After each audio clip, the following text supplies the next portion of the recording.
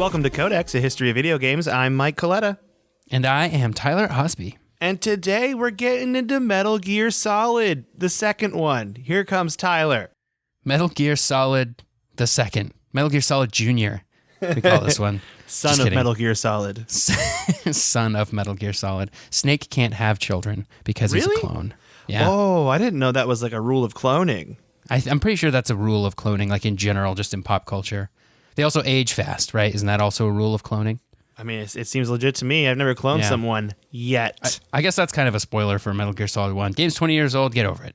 Yeah, okay. People are over it already, I think. They're fine. Yeah. So, we last left our hero, Solid Snake, in 1998. Our year, 1998, is actually 2005 for Metal Gear Solid 1. That's when the game takes place. But anyway, 1998, Metal Gear Solid came out. It was a seminal title considered to be one of the best on the PlayStation. In 1998, I can't stress this enough. We talked about this last time. It was a stacked year for video games, right? We just got done talking about Ocarina of Time. Also came out in 1998. Man, we could do a whole episode on games released in 1998, I think. 1998, the golden age. Yeah, you got like Half-Life, and I think Unreal also came out. Like, man, it was what a year. Anyway, well, some games released in 1998 would get sequels on their same system, like Majora's Mask came out in 2000. Spyro, Year of the Dragon, also came out in the year 2000. Solid Snake fans would have to wait 3 whole years for a sequel, but they would get it on the PlayStation 2, and that game was called Metal Gear Solid 2, Sons of Liberty. That's a really cool subtitle. I'm going to throw that out there right now. Oh, yeah. Metal Gear Solid games have great subtitles. Well, Snake Eater is, I mean, it's an accurate subtitle, but Guns of the Patriots is a subtitle for Metal Gear Solid 4. That's so good. Yeah, Guns of the Patriots is just great. So, yeah, if Hideo Kojima didn't have a reputation before Metal Gear Solid, he certainly had one now. Hype for Metal Gear Solid 2 was through the roof. Kojima had just finished, he finished the design document for Metal Gear Solid 2 in 1999, which actually came out later on the PlayStation 2. It was called The Document of Metal Gear Solid 2. And it's super cool. You should check it out. It's got like the gameplay, the story, the themes, other stuff. It's like basically Kojima like defining everything about Metal Gear Solid 2 and like how it was going to be, like what kind of game it was going to be. It was very cool. Wait, and this is just like a text document? You can read it? Yeah, it's kind of an interactive thing on PlayStation 2. It's like a really big DVD menu, I think, if that makes sense. There's like a lot of stuff. Hey, for all those people that love DVD menus, do we have the one for you? Oh boy, do we! But I say it's one of the coolest, but it was also one of the most frustrating aspects of Metal Gear Solid 2, especially if you were a Metal Gear Solid fan and you had waited 3 years for Metal Gear Solid 2. One of the most frustrating things about this game was the protagonist. Instead of Solid Snake, Kojima opted to change the hero of the story to a new character named Raiden, which is like kind of, which is kind of frustrating because you wanted a Solid Snake game. If you're a Metal Gear fan, you're like, who's this Raiden guy, right? It's very frustrating. But even more frustrating is especially if you look up reviews from around this time period, there's a lot of criticism directed at Raiden, especially from people who were like super fans of the series. So we can debate all day long on whether or not Raiden is actually a good protagonist. I think he is. But it's to understand the derision he received at the time, you really got to understand how Metal Gear Solid 2 was advertised. So like I said before, hype for Metal Gear Solid 2 was through the roof. In the screenshots and the videos that Konami showed for Metal Gear Solid 2, every single one of them featured Snake. No mention of Raiden anywhere. So Snake was a playable character in the first chapter of the game, the Tanker chapter, which is probably about an hour's worth of content in this like 8 to 10 hour game. So they basically only showed screenshots and gameplay from that section of the game. And anytime they showed gameplay from other sections of the game that would normally have Raiden in them, they put Snake there. This is like a master bamboozle. Yeah, so they knew what they were doing here. So imagine this. You just bought a brand new copy of Metal Gear Solid 2. You're a huge Metal Gear Solid fan. You look at the back of the box, you're super hyped. Even the back of the box doesn't mention Raiden. It's just got Solid Snake. It's like, play as legendary hero Solid Snake, blah, blah, blah. No Raiden. You start leafing through the instruction manual. It has some Raiden stuff in there. He's listed as a character, and, you know, it's fine. It's not enough to make you suspicious, right? But when you get home, you pop the game into your PS2, you arrive on the tanker, everything's fine. This is some real Metal Gear Solid. It's next-gen Metal Gear Solid on PS2. You're playing as Snake. There's rain everywhere. The graphics are awesome. You blow through the tanker chapter because you're cool, and you had the demo version of Metal Gear Solid 2, so you already played the tanker chapter, and you had played nothing with Raiden in it. And then the tanker chapter ends, and you're stoked to see what happens next. You see 2 years later on the screen, and you're like, oh yeah, this is about to get good, right? And then you hear the character say that their codename is Solid Snake, but the voice isn't the rough gravel of David Hayter. It's the softer, younger, less experienced voice of Quentin Flynn. Something's not right. You see long white hair sticking out from underneath the mask of his character. And after you're completing an underground section of the game that reminds you so much of the first Metal Gear Solid, he takes his mask off and confirms what you were scared of, but secretly knew all along. This isn't Solid Snake. It's some imposter who thinks he's hot stuff because he did some VR training, and this is some BS. You feel cheated, so you go on the internet and you complain like a true gamer. I get it. The bait and switch feels bad. Now you feel like you're playing some other game with some other character, but don't stop there because the game is still good. I promise. That was really good. You really painted a picture there for me. I felt like I was experiencing it as I was going through that with you. Thanks, Mike. I'm angry. I'm angry about it. I can understand why people were mad, man. And it's and like that's messed up marketing. It's pretty messed up, yeah. And he did it on purpose, not because of this, like, we want to only market Solid Snake because we don't think Raiden is marketable and we don't want people to know it's Raiden. It's because even on this meta advertisement level, Kojima's trying to subvert expectations of what a sequel is. This game is a true deconstruction of a sequel, and I wish I could get into the depth of, like, the genius behind this game, but there's a lot better resources online of just picking this game apart piece by piece and showing how great it is and how, like, what a great just sort of weird piece of art that it is because of doing things like that. You know what? I don't think you should sell yourself short. I think you're a great resource, Tyler. Oh, thanks, Mike. Yeah, dude. Well, I didn't prepare anything like that to deconstruct, so we're not going to get that this week. We're not going to. You can go find that some other podcast, yeah. or video. Maybe I'll do a deep dive onto the deconstruction of Metal Gear Solid 2 someday. But yeah, it's even on the advertisement level, Kojima's like really trying to subvert your expectations about what you think a sequel can and should be, and the storyline definitely goes in that direction. But it's good. It's very good.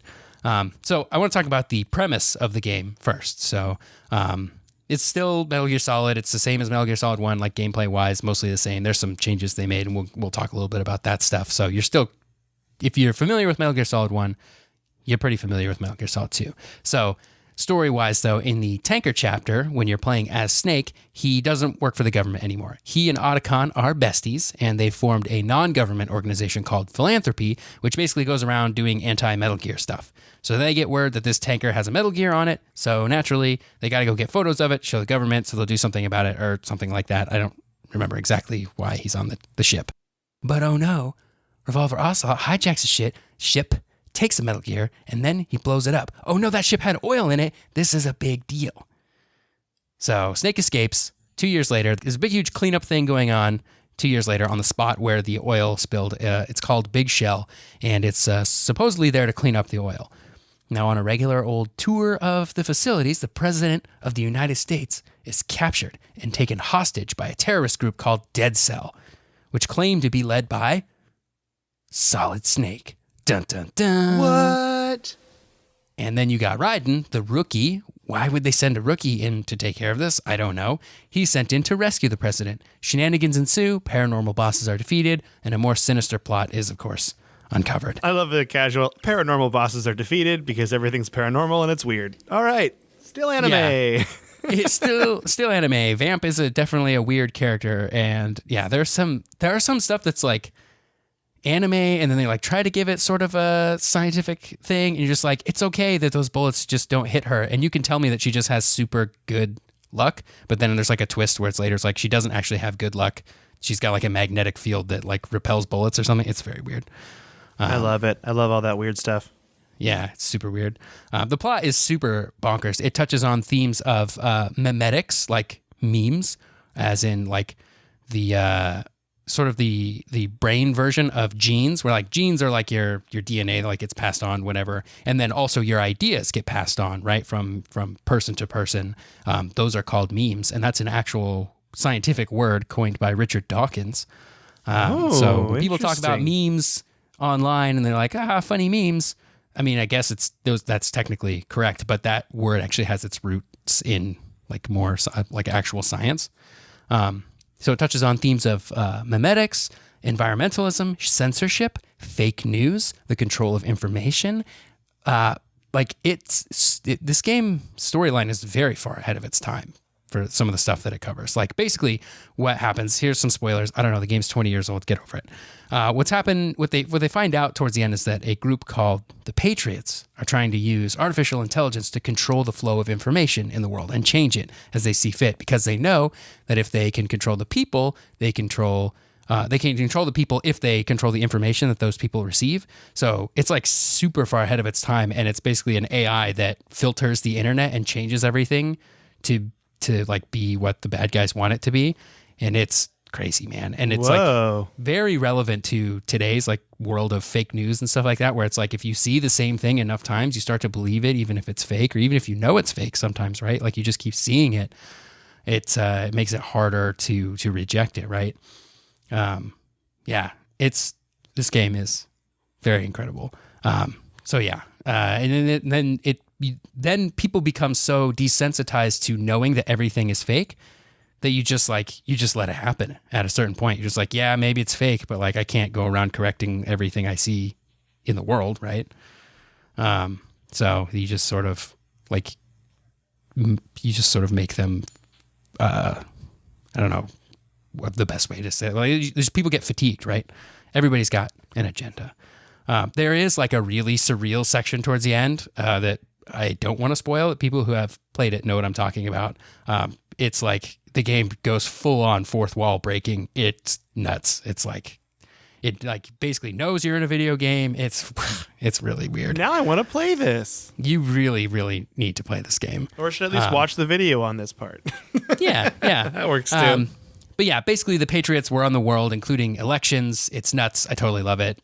Everybody should play it. Like this was the first game where I finished the game and I put down the controller like after all of the post-game cutscenes had happened, and I was just like, my mind was blown. I was also probably like 13 or 14 when I played it, so I was like, this was like the first time. I think it would still blow your mind now, though. Totally blow your mind now. I think so. I think it will blow people's mind in a different way now of just how ahead of its time it was, because this is 2001 when this game came out. So we're talking like 15 years before like the public became aware of like fake news, right? Wowzers. So, yeah, man, it is pretty crazy. So yeah, graphically, the game's pretty good for a PS2 game. I mean, it's an early PS2 game too, and it really showed off what the system was capable of, I think. The models are pretty high quality. You can actually see Snake's face. Ooh. So that's an improvement. There was a lot of attention to detail on the world itself, which is something that Kojima went for specifically. So in one of the early sections, there's like a bunch of seagulls flying around, which is like kind of a cool detail in and of itself. This is like at the very beginning of the Big Shell chapter. And that's like kind of cool by itself to see seagulls flying around. You don't really see that in games up to this point, especially like on a original PlayStation.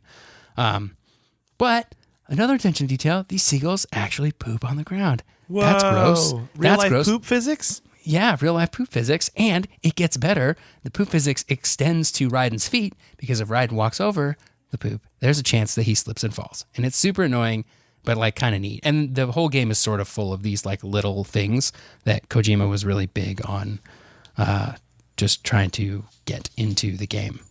That's amazing, though. That's really good. I love real-time poop physics. Let's bring it into more games, okay? Yeah. We need this. This is where the world is headed, and Metal Gear Solid 2 was way ahead of its time. Imagine if you're playing Call of Duty and your character's running, he slips and falls. Oh, what's that? Bear scat on the ground. Didn't see that coming, did ya? They did this in like Smash Bros. Brawl, right? Well, it wasn't poop, but they made your character like randomly trip. Oh, they do?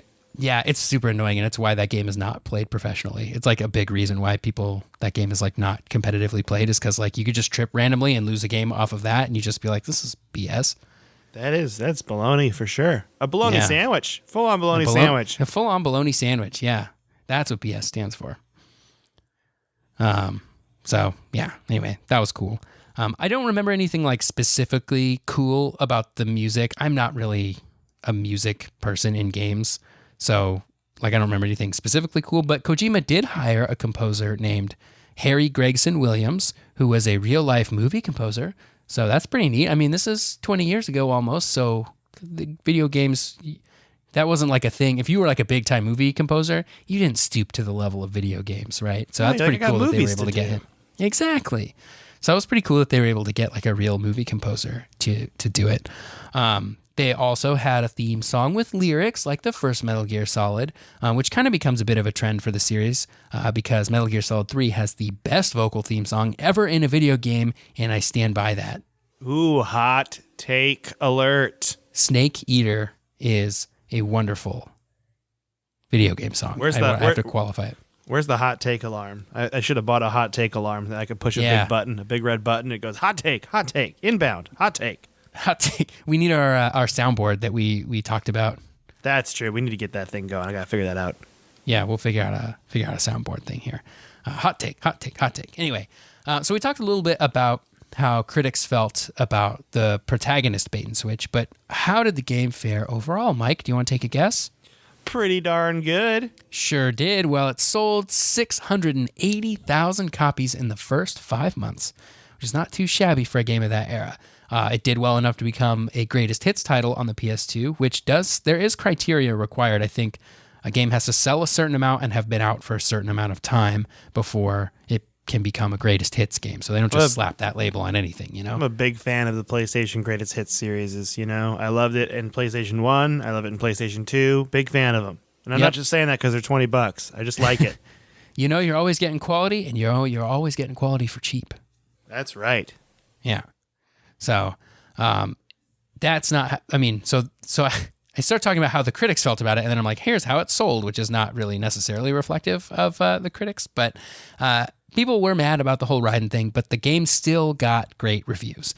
Critics couldn't deny the graphics, the music, and the gameplay were all top notch, but the story is a different story. So I mean, we all know I love this game. I love the story. It's weird. You get to the end and you're just like, what is this? Especially if you get, once you start the big shell chapter, or the plant chapter, I guess is what it's called in the game. And throughout that whole section of the big shell chapter, you're just like, this is just structured exactly like the first Metal Gear Solid game. And it feels like almost like a copy and paste where they just switch the names and like some of the powers of the enemies. And you're just like, it's just the same game again. Why are we doing this? The story has answers to that, my friend. So it does fit into the story of why this story is like very much the same thing. Because I remember a few years ago when The Force Awakens came out, remember? And people were like, this is just a copy and paste of A New Hope storyline. Oh, yeah. Yeah, which is, I mean, I guess a fair criticism. I don't think the movie was bad because of that. But Metal Gear Solid 2 was kind of similar, where it's like, this is just the first game, but again. But then you get past that point where it starts to get real weird, and then they sort of answer that question of like why this has all been so similar to the first game. It's real weird. There's a lot of social commentary that still feels really relevant today. But it was definitely in 2001 it was a bit ahead of its time, so it was like hard to see. There's like when you watch a movie and you're like, I'm pretty sure that was really good and deep, but I'm not sure why. Yeah. Yeah. And so some people are like okay with that sort of thing of being able to be like, I think this was pretty good, so I'm okay with that. Other people are like, that was dumb, I don't get it. And that's kind of like, that's an okay opinion to have, because if a game is not telling you a message that you're receptive to right now, then maybe it's not for you right now. If you did play it back in the day and you didn't like it, you should go back and play it again today, because it makes a lot more sense today. Oh, I like that. Yeah. Games that age well. You don't see a lot of those. Yeah. And I think the storyline of Metal Gear Solid 2 is something that time has been kind to do. So, like, people playing it nowadays, they sort of know what they're getting into, right? They're not thrown off by Raiden being the main character, because if you want to play Metal Gear Solid 2 now, you know something about it, and you know Raiden is the main character. So people are able to get past that, but it's just a good commentary on memories, information, the environment, and, like, human nature in general. They overload a lot of that stuff towards the end of the game. So for, like, if this is like a 10-hour game, probably the first 6 or 7 hours is just kind of standard Metal Gear. There's sort of something deeper going on, but you're kind of expecting you're not expecting these twists, which I guess is why they're twists. But yeah, so it's cool. They could have done it a little bit better, but I still really like it, and I think it holds up pretty well today. So it actually has had a pretty large cultural impact too, because it was so ahead of its time. That some of that impact is like indirect. So I think I can guarantee that some form of media people have consumed in the past like 2 decades has been influenced by Metal Gear Solid 2. Beyond just being on a whole bunch of like best games of all time lists, including my own, I think it led to a more intellectual turn for video games, especially games that utilize the unique aspects of video games to serve their story. I'm gonna say it right now. BioShock wouldn't exist if Metal Gear Solid 2 hadn't happened. Not in the same form. Hot take. Yeah. Alert. Where's that alarm? I'm gonna find it. Hot take. We'll just use that. We'll go back. We'll grab that sound clip. Hot take.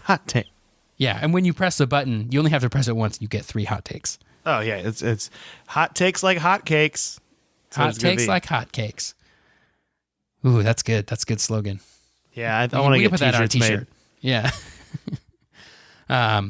Metal Gear Solid 2 is even studied today because of the elements that its story explores. So, like I said, I'm not an analyst, so I'm not going to be able to do this game justice, but there are websites on the internet that totally break down every part of Metal Gear Solid 2, and it is just like a strange like tour of Hideo Kojima's brain.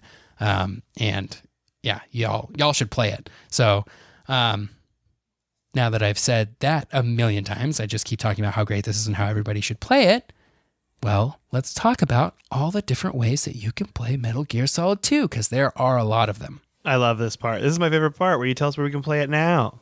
Yeah, so Sons of Liberty came out in 2001 on PS2, and that's still a pretty decent way to play the game if you like find a copy of it at Goodwill or something and you have a PS2. But there was a re-release just a couple of years later, Metal Gear Solid 2 Substance. If you find a copy of the game that is the Substance version, that's just the better version. It just has more stuff, and it's like the director's cut, kind of. Substance was originally released on the original Xbox, but then it was later ported back to the PS2 and the PC. So the first 2 Metal Gear Solid games are playable on PC. That's pretty neat. That's very neat. I did not know that. Yeah. None of the other ones would be playable on PC. So that's it. That's all you get is 1 and 2. And I don't think either of them work very well today if you're just trying to like pop the disc in and install it on Windows 10. I have a feeling it's not that easy anymore. Yeah. You might actually be better off emulating the PS2 version, to be honest. Because like I don't think the ports were that good to begin with. And they almost certainly haven't been updated to work with newer computers, but it does exist. Substance added a whole bunch of new features, including a new European extreme difficulty level, which is the difficulty level they added to the European release of the game, not like some sort of like special difficulty level that only Europeans can play, which would be which would be very strange. But yeah, so you have to say that. You got to say like European extreme or something. Yeah. Like that. Mostly what Substance added, though, is a VR missions mode, which is something that they had done separately for the original Metal Gear Solid, the VR missions disc that you can get. They added 350 VR missions to Substance, to be exact. That's a lot of missions, and I have played exactly 0 of them. Wait, what is a VR mission? They're the VR missions. I don't know if there's like a loose storyline connecting them together or not, but they're basically just the gameplay of Metal Gear Solid without the without all the stuff surrounding it. So it's like it's just pure stealth gameplay. Like you're just trying to stealth from like point A to point B and get by the guards, and they just get progressively harder and harder and harder. So if you're like really into the stealth aspect of Metal Gear Solid, like the VR missions are really cool because they do a lot of things that like the main game doesn't have you do. There's 350 of them? Yeah. That's cray. Yeah, I bet a lot of them are like things that were probably developed for the main game and just like they just couldn't really figure out how to make it work or fit it into the story or something. And so they're just like, here we go. We just do it in VR mode. We don't have to make art really for them. We just, all of them sort of look the same. The guards kind of all look the same. And like, it's just pure, let's play the game and not worry about all this story stuff. So like if you're into that, that's pretty cool. I have not played any of them because I'm not playing Metal Gear Solid games for the gameplay. You're playing it for the super weird paranormal encounters. I'm playing it for the super weird paranormal encounters. That's right. Although Metal Gear Solid 5, I did play a lot of the extra missions on because I just thought that game was very, very fun in gameplay mode. So there's also a mode in Substance called Snake Tales, which allows you to play some of the plant chapter from the perspective of Snake, Solid Snake from the first game, who actually helps Raiden during this portion of the game. And it's like, it's so obvious when he shows up too. He doesn't call himself Snake. When he shows up, it's like very clearly Solid Snake, the voice and like the face, and you just know that it's actually Solid Snake. But he helps Raiden under the name of Iroquois Pliskin, which is sort of a play on Snake Plissken from Escape from New York, and also the Iroquois. If I'm remembering this off the top of my head, I apologize. I apologize if this is not correct, but the Iroquois, the word Iroquois, is, I believe, Iroquois for snake. So there you go. A lot of snake references here. So if you know who Snake Plissken is, or you know Iroquois, you already. I mean, it wasn't hard to figure out that this guy was Snake, but you knew for sure. He's doing Snake. a really terrible job of hiding his name. Just 2 snake references right there. Yeah. He's for somebody who's so good at stealth, he's really not good at hiding his name. Yeah, not very good at the whole spy aspect of it. Yeah. So the PS2 version of Substance also has like a skateboarding minigame, which is not great, but it is there. I think it's supposed to be like a demo for Pro Evolution skateboarding, like it uses the same engine, but you play as Snake or Raiden, and it's like not great because it's not Tony Hawk, but it is sort of there, and it like is an advertisement for this other game, I guess. I don't know, but probably the best way to play Metal Gear Solid 2 is the HD collection, which was released in 2011. It was re-released on Xbox 360 and PlayStation 3 and PS Vita. And the 360 version is backward compatible with, if you can play it on the Xbox One. So that's it. That's the one you should play. It might even be like upscaled 4K, higher quality, all that stuff. I don't know if it's one of those ones that's like even further enhanced by playing on the Xbox One. But that's the one to play because it includes Metal Gear Solid 2, Metal Gear Solid 3, and the PSP game Peace Walker. We'll talk about those in later episodes because I'm not done with Metal Gear yet. But that version, like I said, also came out on the PS Vita, which plays pretty good. And you can transfer your save files to and from the PS3 version. So you can like take it on the go and not lose any progress. So if you have a PS3 and a PS Vita, maybe that's the right way to go so that you can kind of transfer back and forth. But but the biggest reason to play the HD version, whether you play it on PS3, Vita, or Xbox 360, is, and I know you're into this, Mike, achievements. Oh yes, give me the sweet achievements. They mean nothing, but they mean everything to me. They mean everything. All 3 games have full sets of achievements, so that's the way to do it. That's why I want to play it. Give me those sweet achievements. Give me those Chivos, man. I probably have a lot of achievements for 2 and 3. I didn't finish Peace Walker ever on the HD collection, but that's the way to play it. And if you got an Xbox One, you just pop the disc in. It's all good. I think you can buy it too on the Xbox store. They sell it separately too from Peace Walker. Like 2 and 3 are a package, and then Peace Walker is its own package. And when you buy the physical disc too, the 2 and 3 are on the same disc, and then Peace Walker's on its own disc. Interesting. Yeah. So that's Metal Gear Solid 2 in a nutshell. And I can't say this enough. You got to play this game if you have any interest at all in storylines in video games that are just super weird but also super good. If you like stealth gameplay, you should definitely play it. The stealth gameplay is really good. I know I've talked a lot about the storyline of it. The gameplay is more or less the same as Metal Gear Solid 1. You can fire weapons in first-person mode in Metal Gear Solid 2, which is a welcome addition. There's probably a few other extra things that it does over the original Metal Gear Solid. But it also heavily influenced the development of Splinter Cell, which was sort of released to kind of be the Xbox's answer to Metal Gear Solid. It did not quite have the ridiculous storyline that Metal Gear Solid had, but Splinter Cell is also a very good game, and I'd love to do a series on those games. Yeah, so wait, day. Are we gonna? Because don't some later Metal Gear Solids come out on Xbox One, or Xbox? I mean, just in general. Metal Gear Solid 4 is a PlayStation 3 exclusive, so it never came out on anything else. And then Metal Gear Solid 5 did come out on Xbox One. It actually came out on 360 as well. So there's 360, PS3, Xbox One, and PS4 versions. Also came out on PC. That's the best way to play Metal Gear Solid 5, but you can play. It is very well done on Xbox One. The PS4 and Xbox One versions are very good too because they run at like 60 frames per second. If you're playing on Xbox 360 or PS3, what are you doing? Just don't do that. What are you doing? Just don't even.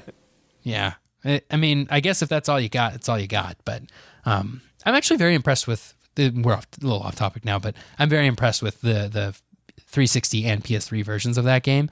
But they're just not the right way to play it. If you can play it in any other way, you should just play it that way. So it's for the looks, those graphics. Yeah. And as much as I keep saying y'all need to play Metal Gear Solid 2, I'm going to keep saying that as we go through Metal Gear Solid 3 and 4, and it only gets more true.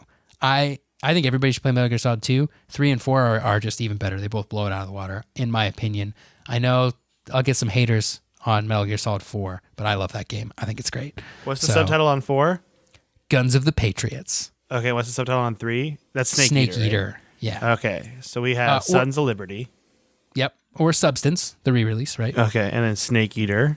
Subsistence is a re-release of Snake Eater. Oh, I see what they're doing. Is there a re-release of 4? There's not. No, it's just Guns of the Patriots. Okay. But they should have released one, and they should have called it Existence. Which I think is actually technically the title of like the second disc of Subsistence. So maybe that's not the right way to do it. But I'm gonna look at these. I'm gonna look at these on Xbox Store right after this. Immediately. Yeah, man. I'm gonna look it up. They're not very long. Metal Gear Solid 2 is especially not very long. I mean, like I said, it's like 10 hours maybe. You could probably blow through it in 8. Or you could watch the movie version of it, but... I want to play it. I want to play it. Yeah, it's not very long. I mean, like, one of my What You've Been Playing games is very much a story-based game, and I'm enjoying playing it, and I don't want to just watch the cutscenes, Yeah. So that's a great question, Mike. What you been playing? Tell me all about it. I've been playing so many games. I've been trying things out this week. So I picked up Apex again because Season 4 came out, and my friends are playing it, and I'm enjoying it. The second thing I played is Dead Cells. Oh, I love Dead Cells. Not related to the bad guys in Metal Gear Solid 2, Dead Cell. Unrelated, completely. Unrelated. Didn't even mean to. But yeah, I'm loving Dead Cells. I'm still on my first life, by the way. Is that normal? I've been going for a while now. Wait, say that again? I'm still on my first life. Like, I'm still going on my first life like 30 minutes in. Is that normal? I don't know if I'm doing this right. I got something. You're supposed to die a lot in that game. I don't know if I've ever ran for 30 minutes. I got something really good in the beginning, this thing that I like throw on the ground and it shoots blades out at enemies. Oh. And I can just use that to clear whole rooms without even going into them.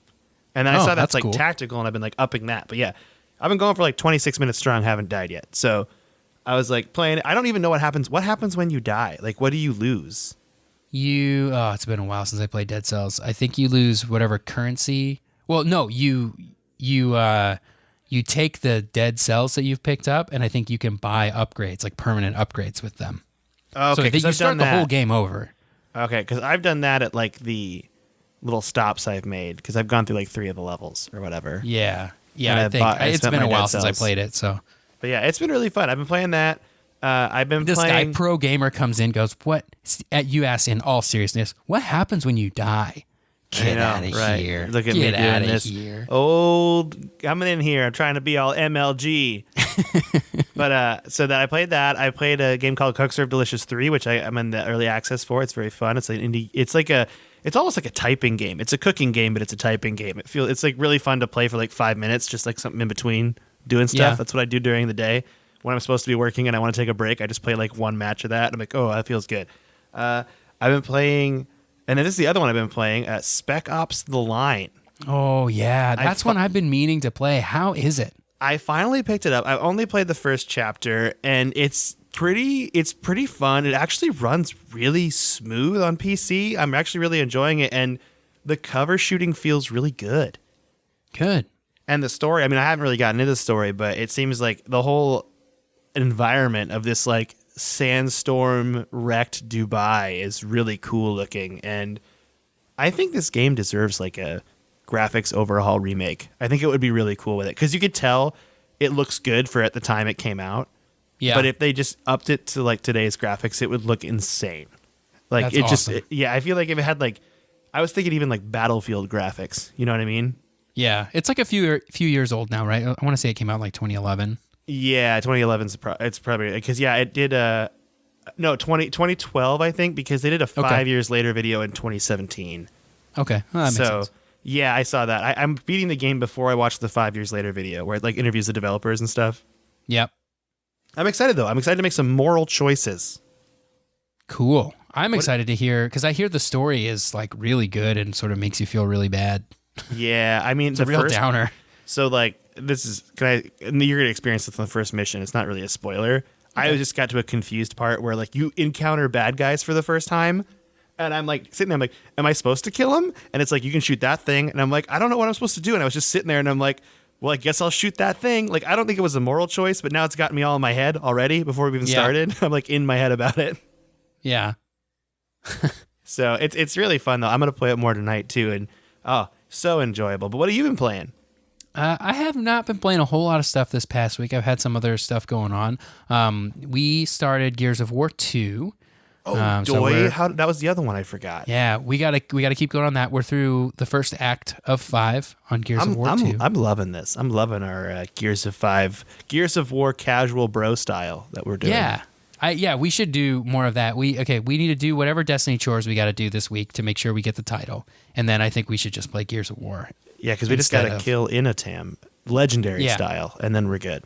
Yeah, we got to kill Inatam legendary style. I played a little bit more Doom, just kind of slowly making my way through the 3rd episode, and then I played a little bit more of Fire Emblem. I'm making the mistake here on Fire Emblem because I play it right before I go to sleep.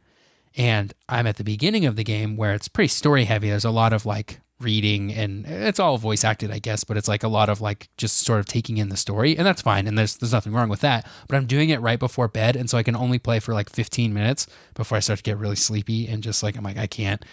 I'll fall asleep, so I have to put it down. So I haven't made I played a lot of nights of Fire Emblem, but I haven't made very much progress because I keep getting too sleepy. So that's about that. I did pick my house in Fire Emblem. I picked, oh man, now I can't remember the name of it, but I picked the red house, the one that is run by the Empress, or the princess who's about to become the Empress, I think, because she seemed cooler than the other houses. So, ooh, it's a popularity contest. I don't know what it really means. It also said that this was the house for people that like wielded magic and stuff, and I thought that sounded really cool. So I wanted to be a magician. Nice, or whatever the class is called in Fire Emblem. But that's about it. Yeah, that's about it. Nice. You want to read some emails? Yeah, let's read some emails. All right, this is from Interloper. They say, while you did note that DK64 and Majora's Mask use this accessory, regarding the Which accessory? The Nintendo 64 expansion pack. That's what the whole email's named. I should have read that first. It was also utilized by Perfect Dark for its story mode and for StarCraft 64 to access the expansion Brood War. Oh, I didn't know that. I didn't know the expansion came out on the N64 version of I never even played that expansion. StarCraft. Yeah, how do you play that on 64? Is it like a separate cartridge you have to buy? I'm so confused. No, I think it's just locked behind a menu. Oh. If you don't have the expansion pack, it just doesn't let you do it, I guess. He says, that was some interesting times. Speaking of which, are either of you excited for Diablo 4? And are you a fan of any other games that are like Diablo, Torchlight, Grim Dawn, etc.? Answer, Interloper, yes. So much yes. Big fan. So into it. I love Diablo 3. I played so much Diablo 2 in high school. Like we would do that as just like nights, you know? Like we just go to a friend's house, all link up on our laptops or really terrible computers because that thing plays on a toaster and play that up. It was so fun. Oh man, I didn't play a lot of Diablo 2, but I played a lot of the original Torchlight, and I played a less amount of Torchlight 2, but I still really enjoyed Torchlight 2. And I have tried to put in a lot of time into Diablo 3. I had it on Xbox, I got it on PC, I got it on Switch, and each time I can't really seem to progress beyond Act 1. But I enjoy that style of game. I'm actually really excited for Torchlight 3. Which just got changed from Torchlight Frontiers. It was going to be like this MMO thing. And then they were like, this is stupid. Let's just make Torchlight 3. And I'm like, yes, let's just make Torchlight 3. I've never played a Torchlight game. Oh, they're very good. They're like Diablo, but with just a different aesthetic, a more like steampunk aesthetic. I but like still, that. but still like cartoony. It's a little bit less like there's not so much like Satanism like there's in Diablo. There's just a lot of like satanic imagery in Do Diablo. you like Diablo, but do you not like Satanism? Try Torchlight. Try Torchlight, yeah. Diablo, I mean, that's part of the aesthetic of Diablo 3. There's nothing wrong with it, but Torchlight is just something different. If you're not into that, Torchlight might be this. It's the same kind of gameplay that you might be into. So I gotta look up Grim tried. Dawn. I don't know what that is. Yeah, I've never played Grim Dawn. I've tried to get into Path of Exile, but I can never put in too much time into it, and I don't know. It's just not something I've been able to make a priority. But I do know a lot of people really, really enjoy Path of Exile, which is in that same line of genres. Thank you, Interloper, for that email. That was a good email. Yeah, Big we fan got of it. another email. We could talk about Diablo too. Not we Diablo 2, but Diablo also in our episodes. We could do that totally. Yeah, that would be a good one to do episodes on. I'm gonna write it on the list. Put it on the list. I got another email here from Lesser Lights. Says, "Hey guys, just to answer your question from your new episode, yes, the Wii Online Store has been shut down. Back around Christmas, my wife and I booted up the Wii to play Epic Mickey, and I wanted to see if we could buy some games on their store, only to see that it was no longer up and running." Oh, Yeah, so if you wanted to play stuff online on the Wii, that's sorry, you can't anymore. It's not entirely true, actually. I think there are, for certain games, there are communities, or maybe there's just one community doing it for all the games, like building fan versions of those servers and getting those games to play online again. So you might still be able to play some games online. Anyway, so that's kind of a bummer for Wii owners that the official online no longer runs. We got some more in this email. As far as Zelda, I'm with Mike. I have played hundreds of games and I've still never beaten Ocarina or Majora's Mask. We didn't have the N64 growing up, but my friends did, so the only time I ever got to explore Hyrule was at sleepovers. I have an N64 now, but I'm truly hoping that Nintendo re-releases it for Switch. they gotta, And right? They gotta do it. It's the they ultimate really thing. should. Yep. I'm with Just you. take that 3DS version and put it on the Switch. It's like that Patrick meme. Take the 3DS version, put it on the Switch. Just throw it on over there. It wouldn't Yeah. be that hard to do, right? It couldn't be that hard to do. No, making games isn't difficult. No, it's easy. Everyone's doing it. Yeah. So, yeah. Thanks for being the best part of my Monday. Aw, thanks. That's Thank from Lesser you. Lights. Appreciate that, buddy. Thank you, Lesser Lights. Big fan of Lesser Lights. Yeah. Not So- greater lights, just lesser ones. Lesser Lights. Yeah. Sets Lesser the mood Lights right. has alliteration going on. It does. I'm just a big fan of alliteration. Hey, do Yeah. you know if you want to email us, you can email us at codexhistorypodcast@gmail.com. Did you know that, Tyler? If you wanted to email me, you could just do it there. Oh, I've been sending it to you okay. I can email you at Codex Yeah, History I Podcast prefer, gmail.com. Tyler, if you could use my business email, please. The Codex History Podcast Okay. email for when you contact Okay. me from now on about Sure. episodes. Yeah. Okay. But you can email us there. You could also rate and review and subscribe to us on whatever you listen to, whether that's Apple Podcast, Stitcher, Google Play, Spotify, whatever. That would mean the world to us. And you could also just tell your friends. Tell your friends all about about us. That would be nice. We just don't really advertise this podcast. It's just the thing we do for funsies. So, and email us. Talk to us. We love you. Does this seem desperate? I'm not sure. Tyler, what a great episode. You really made me want to play Metal Gear Solid 2. I really want to play this game now. That's my number one goal with this episode. Make everybody want to play Metal Gear Solid 2. I'm going to go look on the Xbox store. So we got to go. Do you want to say bye to the listener for me? I will. Bye.